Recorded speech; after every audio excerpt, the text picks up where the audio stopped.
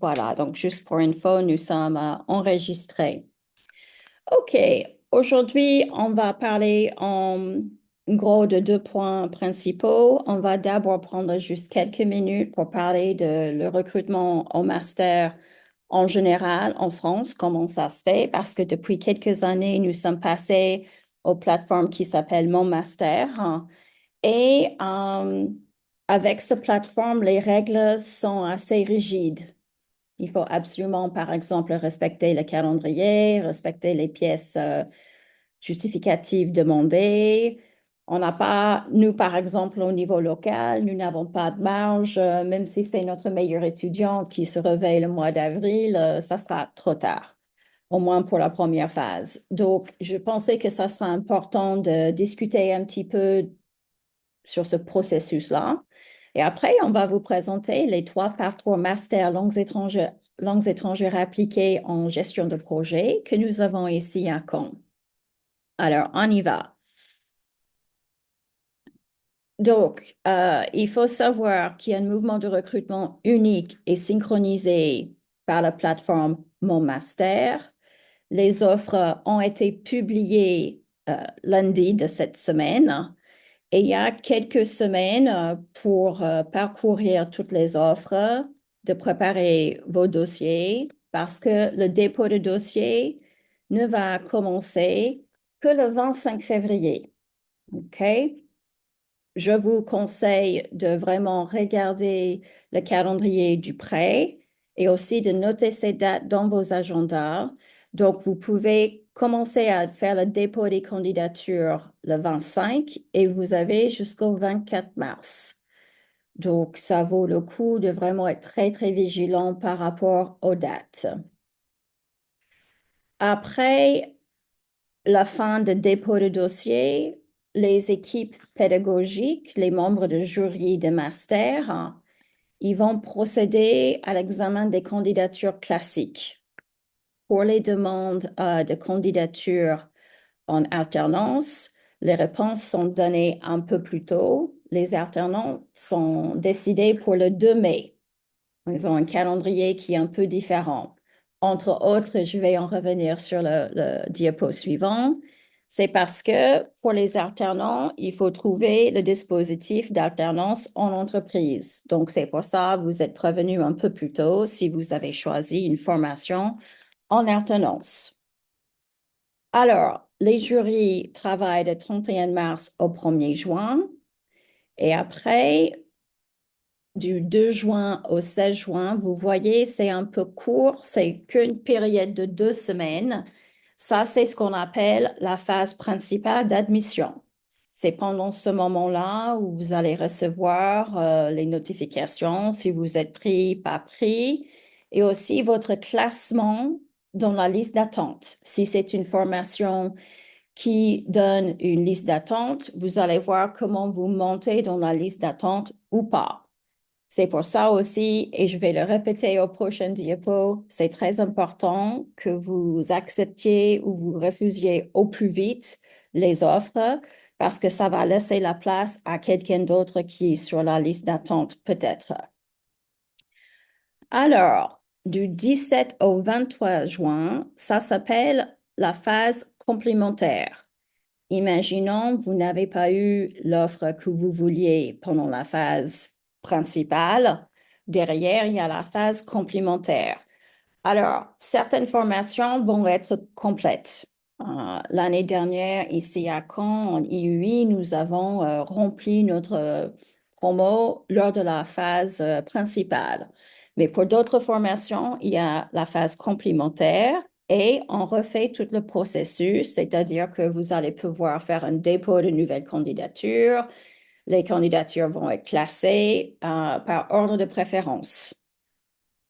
Et puis, du 24 juin au 7 juillet, encore une période assez serrée de 2 semaines, on va réexaminer les candidatures et pareil, de 8 au 17 juillet, c'est la phase d'admission. Donc, vous allez constater que la phase d'admission dépasse la date nationale de fête qui marque l'ouverture de l'été. Euh, par 3 jours. Donc, il va falloir être très vigilant si vous participiez dans la phase d'admission complémentaire, de aussi être vigilant et sur vos messageries pour valider ou pas vos offres. Et puis finalement, du 18 juillet au 31 août, c'est la gestion des désistements. Très, très important de communiquer avec mon master sur la plateforme, d'accepter ou refuser votre place. Donc voilà pour le calendrier. Ce que j'en retiens, c'est qu'il y a la phase principale. Si jamais vous n'avez pas la formation que vous aurez voulu, vous avez une deuxième chance. C'est pas forcément votre premier choix qui aurait toujours de la place, mais vous avez la possibilité de repostuler après. Et c'est important de le savoir.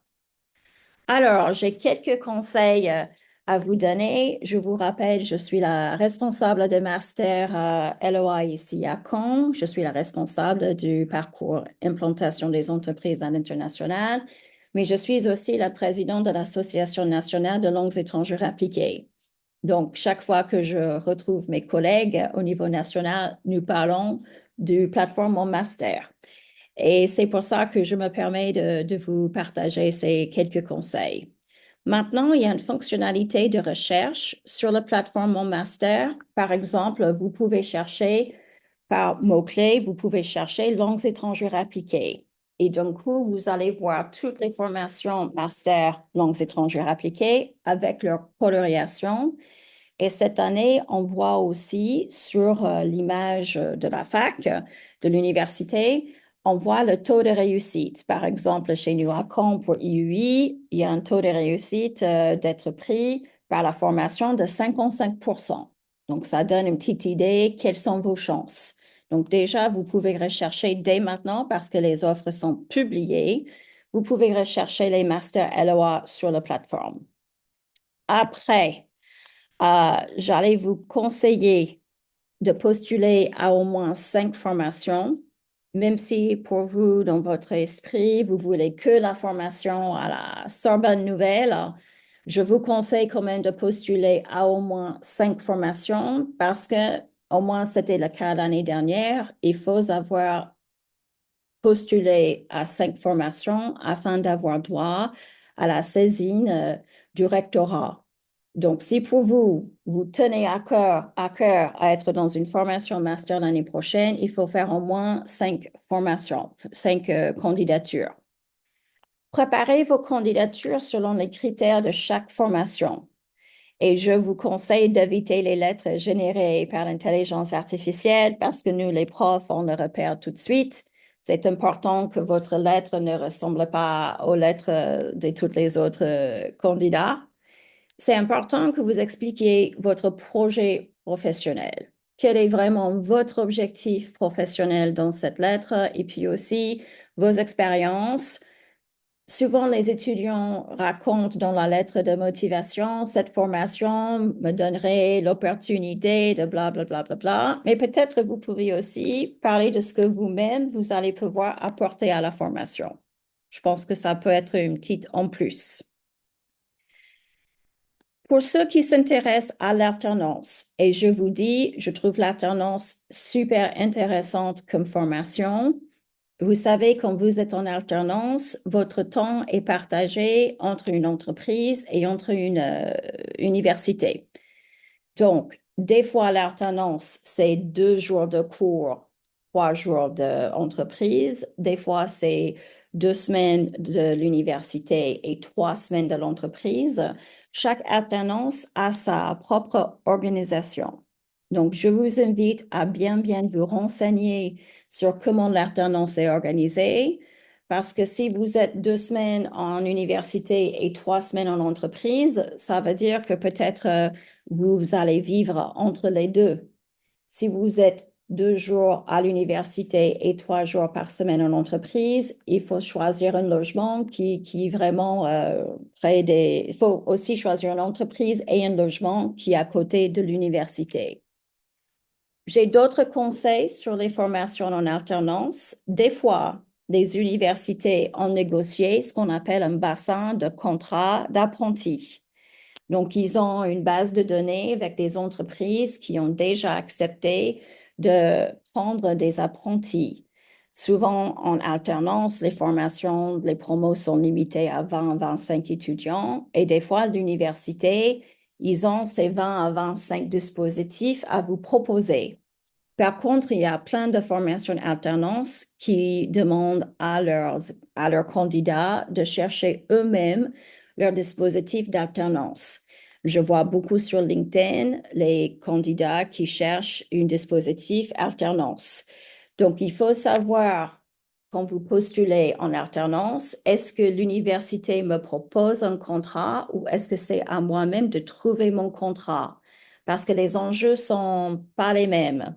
Si vous devez trouver une alternance, vous êtes inscrit, mais après 2 mois, vous ne trouvez pas votre dispositif d'alternance. Souvent, vous êtes obligé de recommencer l'année suivante ou de changer de formation. Donc, se renseigner par rapport au cadre d'alternance à chaque formation. Aussi, il ne faut pas attendre la dernière minute pour téléverser vos candidatures. Comme pour toute plateforme au niveau national, ça peut bugger, ça peut planter parce qu'il y a trop d'usagers sur la plateforme à un moment précis. Donc, essayez, la date limite, c'est le 24 mars. Essayez pour le 20 mars d'avoir bouclé votre dossier pour être sûr qu'il n'y a pas de souci euh, avec la mise en ligne de votre candidature. Si vous êtes convoqué à un entretien, il faudrait absolument y aller parce qu'il n'y a aucune garantie. Nous avons très envie de garder nos propres étudiants uniquement avec nous, mais il faut savoir, il n'y a que 60 places. On ne va pas pouvoir prendre tous les étudiants uniquement de toute façon. Donc, même si rester ici avec nous, c'est votre premier choix, si vous avez une audition, un entretien ailleurs, il faut absolument y aller parce que ça peut donner suite à une offre de formation et il faut absolument y aller. Et finalement, il faut répondre, comme j'ai dit, aux offres assez rapidement. Si vous savez que non, vous n'allez pas aller là-bas parce que finalement, vous n'avez pas les moyens ou vous avez changé d'avis, vous vous êtes réveillé entre-temps et vous voulez vraiment un master avec une certaine coloration, il faut répondre très rapidement parce que il y a des étudiants sur la liste d'attente qui attendent aussi à avoir leur opportunité. Voilà pour la petite présentation sur mon master et le recrutement en master globalement. Maintenant, on va passer à la présentation de nos masters ici à Caen. Donc, notre master LOA, on a 3 parcours, mais tous les parcours sont groupés sur le thème du management de projet. Je pense que vous connaissez la plupart des enseignants qui sont impliqués. Je me suis déjà présentée. Vous voyez sur l'écran Monsieur Fletes, que vous avez peut-être eu en cours en L2 ou L3. Madame Garcia Garrido, que vous avez aussi eu en cours d'espagnol. Monsieur Le Goupil est avec nous en la Savoie. Vous l'avez eu en cours de communication depuis plusieurs années. Madame Lensing, qui est une de nos enseignants-chercheuses en allemand, qui est notre référent pour la formation continue. Monsieur Lecroix, c'est un de nos agents BIATS qui gère les masters LOA pour la scolarité. Madame Delande-Simon est aussi notre référente technique pour la formation continue. Et Madame Tailleur, que vous avez aussi eu en cours peut-être même ce semestre, est notre responsable mobilité. C'est elle qui gère quel contrat à mobilité ou échange interuniversitaire pour chaque étudiant. Alors, voilà, une petite image d'une activité qu'on a fait il y a quelques années. Il faut savoir, avec nos parcours master, on essaie de faire un maximum d'activités hors les murs universitaires parce que pour nous, on a très envie de vous préparer pour votre avenir professionnel. Donc là, on avait fait une visite au Père Magloire. C'était une visite de l'expérience Calvados pour comprendre quel est le produit de Calvados et comment est-ce qu'il est exporté partout dans le monde. Alors, chaque parcours a son projet, ses thèmes et ses activités. Et la question, c'est lequel de nos parcours va correspondre le plus à votre projet professionnel personnel. Donc, vous allez voir, les DDSC, ils ont chaque année une conférence, une journée d'études, une conférence. Ça arrive bientôt le 6 mars cette année. Notre parcours EPE part à Bruxelles et le parcours IUI participe dans un concours qui s'appelle le PVI. C'est le prix à la vocation à l'international. C'est un concours d'études de cas et où on accompagne à une entreprise normande avec son projet de développement à l'international. Alors, il faut savoir que dans notre Master 1, nous avons ce qu'on appelle un tronc commun. Donc, on est beaucoup sur les mêmes sujets M1. Des fois, les étudiants me demandent, mais madame, je ne comprends pas trop, on a fait beaucoup de choses tous ensemble et je pensais que j'étais en IUI. Et c'est vrai que la première année, il y a beaucoup de cours qui sont partagés et la spécialisation dans le parcours se fait plus en M2. On est beaucoup sur la préparation linguistique, l'apprentissage de gestion de projet en langue étrangère, mise en situation en vue de votre stage de 8 semaines. Et puis, on fait aussi ingénierie de projet, gestion, traitement de l'information, méthodologie de la recherche. Et en M2, ça va se spécialiser un peu plus. Didier et Alvaro, je vous laisse la parole pour rapidement raconter les objectifs des parcours M2. Merci, je veux bien commencer. Donc, en DDSC, le management de projet est centré sur des projets en relation avec le développement durable et la transition écologique. Euh, le, le parcours est sous-titré concertation et communication, donc c'est vraiment les deux matières hein, qui vont être le plus développées. Alors la concertation, c'est par exemple animer le débat public, animer des réunions publiques pour prendre des décisions collectives, comme par exemple vos camarades il y a 2 ans ont travaillé sur les projets de parcs éoliens en mer de la Manche notamment. Donc, ils ont participé activement à l'animation d'ateliers, de débats, etc. Et puis, la communication, bah, c'est à la fois la sensibilisation au développement durable et au comportement, on va dire, plus écologique, mais aussi de l'éducation, hein, puisque l'éducation populaire peut en faire partie. On a des étudiants qui ont fait des stages, notamment dans des associations comme le Graine, qui sont des associations qui interviennent auprès des scolaires ou dans les quartiers pour éduquer aux éco-gestes, etc. Donc c'est quelque chose d'assez concret. L'idée, alors, après, pour les débouchés professionnels, en général, les postes qui sont proposés sont des postes soit de chargé de mission, soit de chargé de développement durable, que ce soit dans des collectivités ou dans des agences de l'État, par exemple, hein, comme l'agence normande de la biodiversité, la DREAL, hein, la direction régionale de l'environnement et de l'aménagement du territoire, ou alors dans des associations, mais aussi dans des entreprises, puisque les entreprises, beaucoup engagent une démarche RSE, hein, donc de responsabilité sociétale, mais aussi une démarche souvent de façon à avoir une production, par exemple, bas carbone, etc. Donc il y a besoin de gens qui connaissent bien ces sujets, qui peuvent les accompagner, qui peuvent élaborer des stratégies, qui peuvent élaborer des plans de communication ou des stratégies de communication et puis qui sont dans la mise en œuvre sur le terrain. Hein, donc les métiers sont assez variés. Ça dépendra beaucoup aussi de votre sensibilité. Si vous êtes plutôt orienté vers le montage de projets, même l'événementiel parfois, puisque la participation, l'organisation de salons, de choses comme ça en fait partie. Ou si votre sensibilité va plus vers la communication, mise en place d'actions de communication, présence sur le terrain, sensibilisation, etc. etc. Hein, voilà grosso modo comment les choses s'articulent. Alors effectivement, la première année est commune, mais en deuxième année, il y a une vraie spécialisation, puisque je ne sais pas si on va voir la maquette, mais je vous invite à aller voir sur le net, hein, sur le site de l'université, en tapant le nom du parcours, vous allez arriver sur une fiche qui s'appelle la fiche uniforme, où il y a un descriptif très complet, très détaillé en fait de la maquette, c'est-à-dire de tous les enseignements et du déroulement. Voilà, je ne sais pas si je peux ajouter des choses. Je répondrai aux questions peut-être hein, Oui, plutôt. et puis on va revenir aussi sur des missions de stage et des choses comme ça tout à l'heure D'accord. aussi, OK? Alors, Ok. Alvaro, merci Didier. Alvaro, à toi.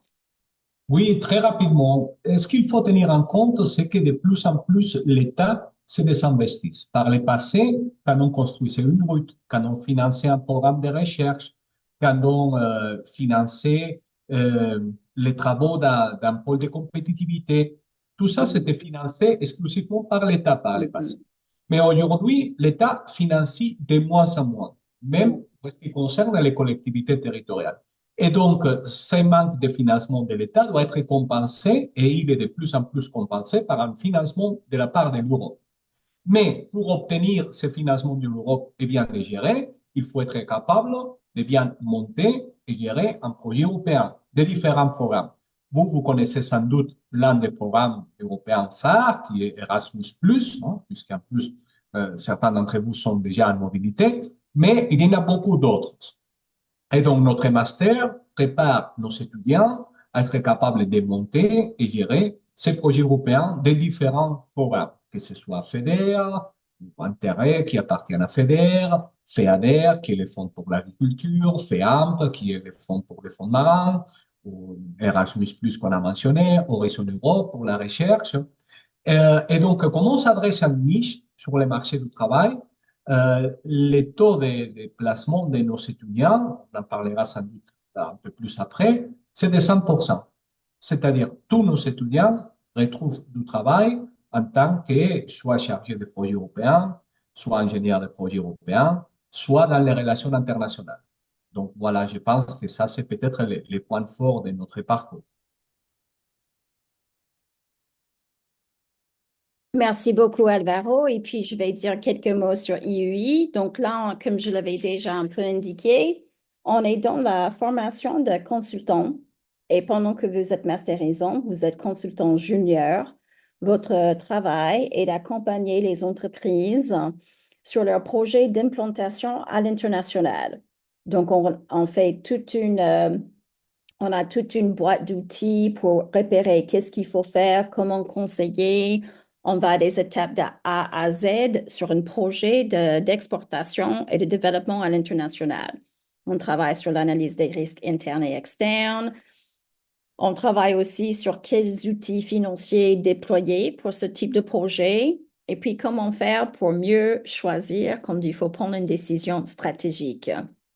Il faut savoir, en IUI, nous avons quelques étudiants qui vont aller travailler au sein des associations après, mais la majorité des étudiants qui étudient la formation IUI vont aller travailler en entreprise.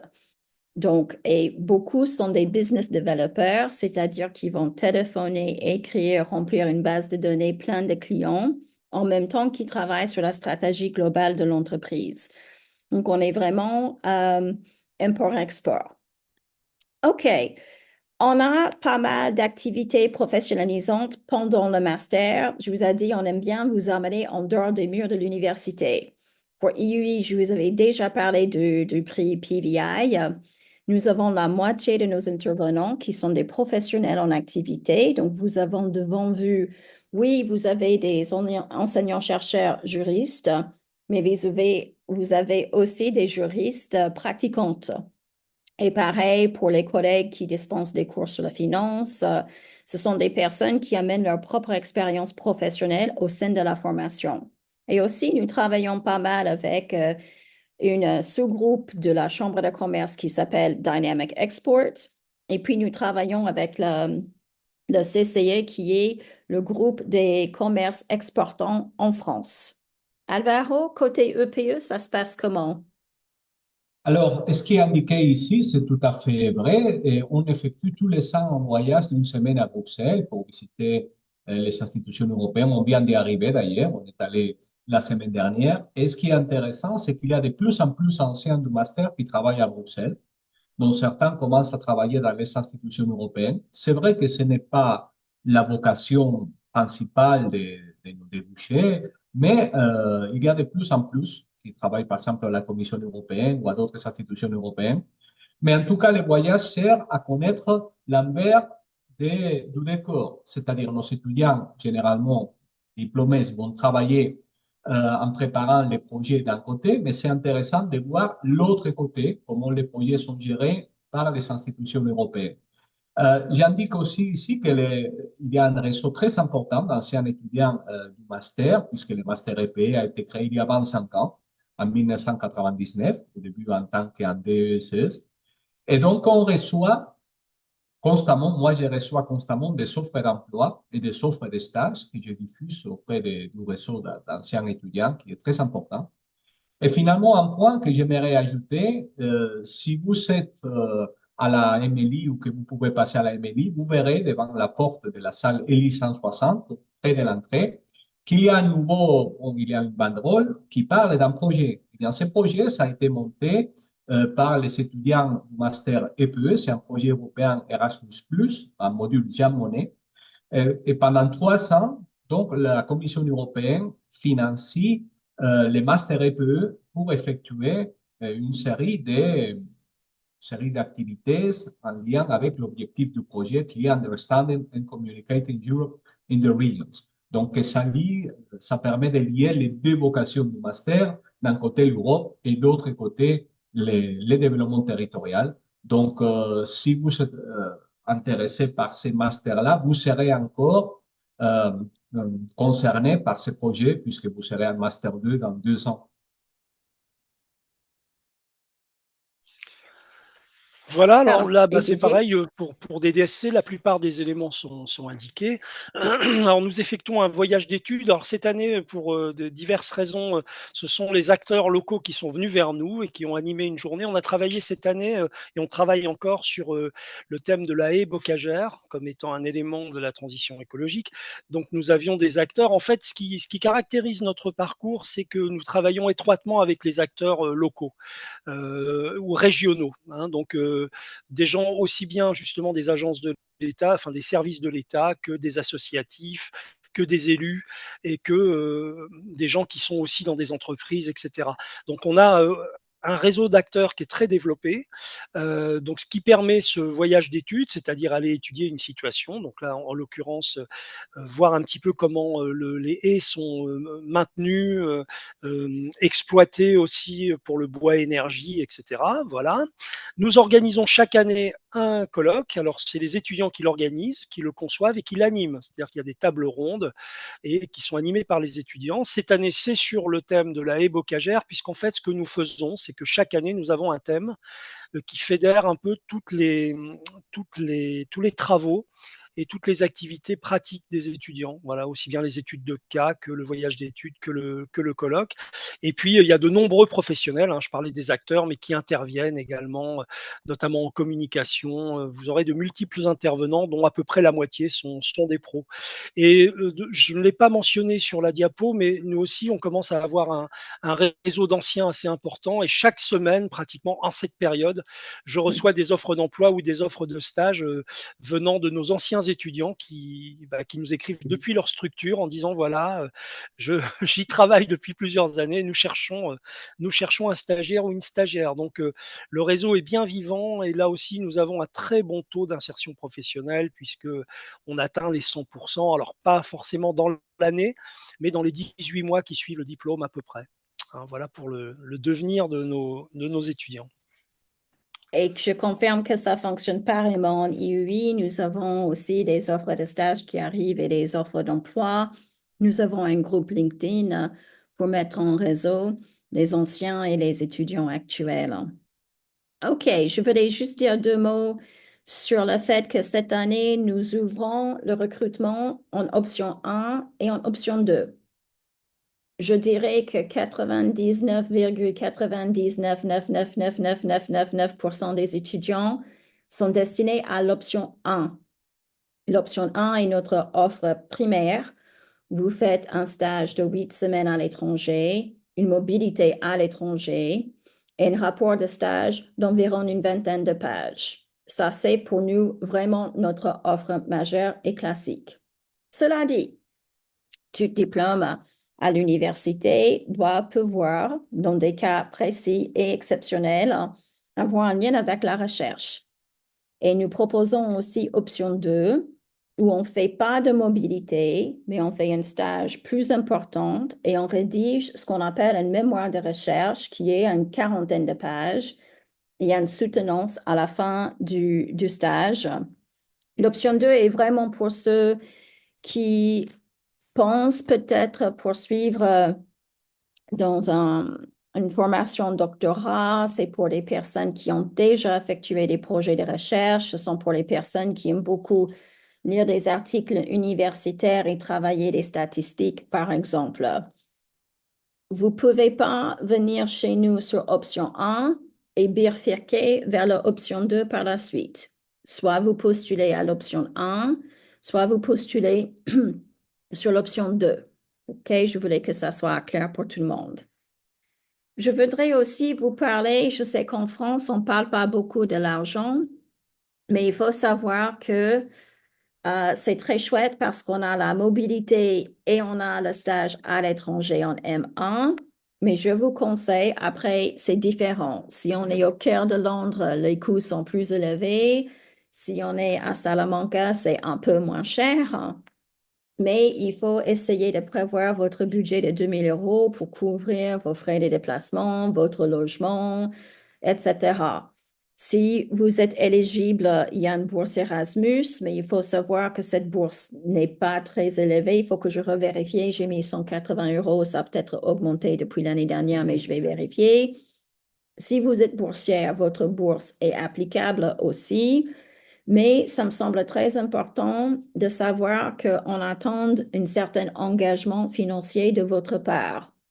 Je ne veux pas vous décourager. Au contraire, je voudrais vous encourager de bien travailler vos jobs d'été, de voir avec votre famille, de voir comment vous pouvez vous organiser. Je ne voudrais pas que ce soit une mauvaise surprise le mois de novembre-décembre.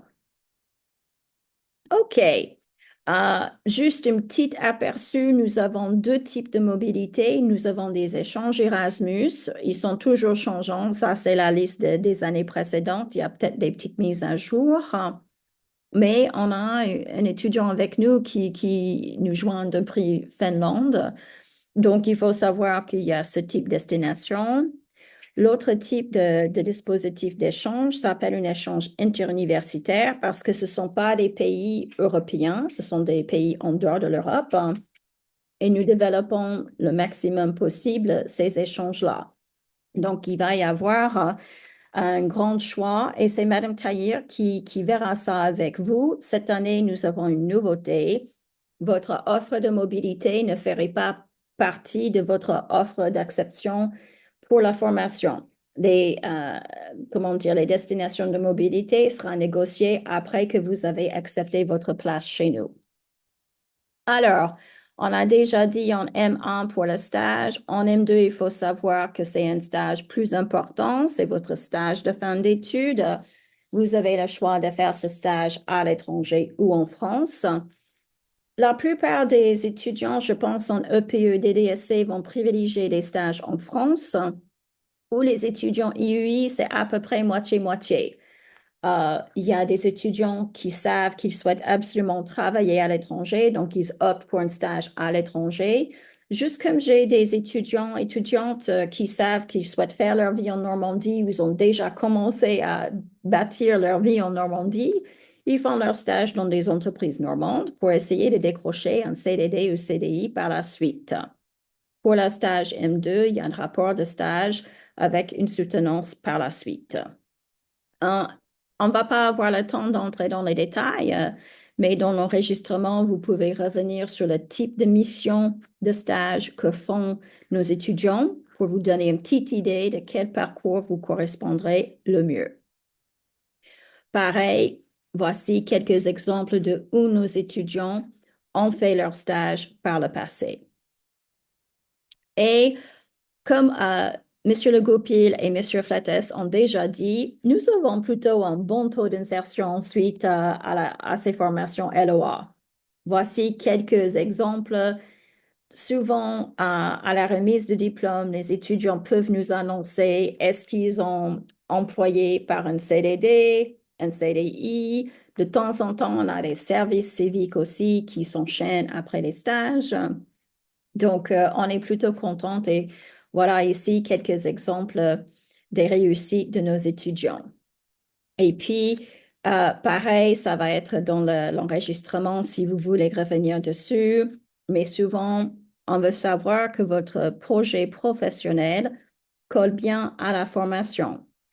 C'est important pour vous aussi. Si vous savez que vous voulez absolument être euh, spécialiste de marketing numérique, ben ici, on fait un peu de marketing numérique en cours, mais ce n'est pas la coloration totale de notre master. Donc, je vous conseille de chercher vraiment le master qui vous conviendrait le plus pour votre projet professionnel personnel. Et voilà, notre moment de l'année préféré, c'est quand nous avons la possibilité de remettre en main les justificatifs de diplôme à nos étudiants. Ça compte beaucoup pour nous. Nous voulons votre réussite professionnelle. Nous voulons vous accompagner à décrocher le type de travail que vous voulez et vous accompagner dans tous vos projets comme ça. Ben, écoutez, je vais arrêter l'enregistrement si je peux. Et je vais arrêter aussi le partage de l'écran.